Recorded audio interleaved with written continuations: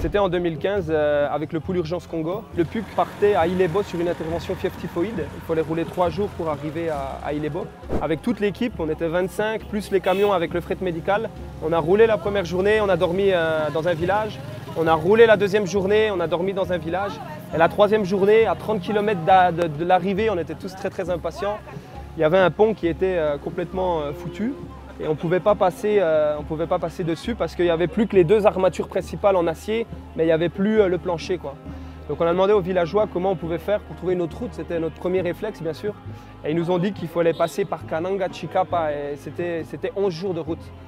Et vu l'urgence et l'attente de la zone de santé de notre arrivée pour les aider dans cette urgence, on n'avait pas 11 jours devant nous, donc on était tous ensemble et ils m'ont dit mais on va essayer de reconstruire le pont, quoi. Moi c'était une de mes premières interventions, je me disais mais comment ils vont faire ça?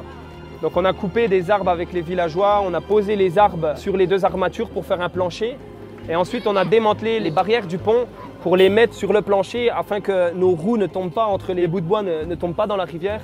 Donc les roues puissent passer sur les barrières.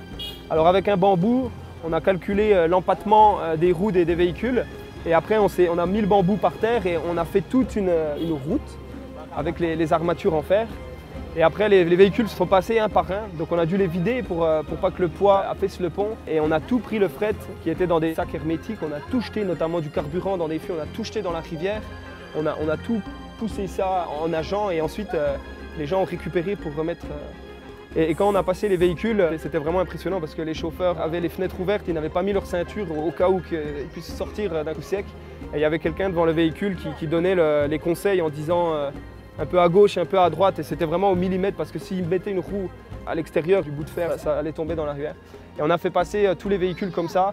Et tous les villageois applaudissaient. On a mis plus de 10 heures pour faire cet exercice.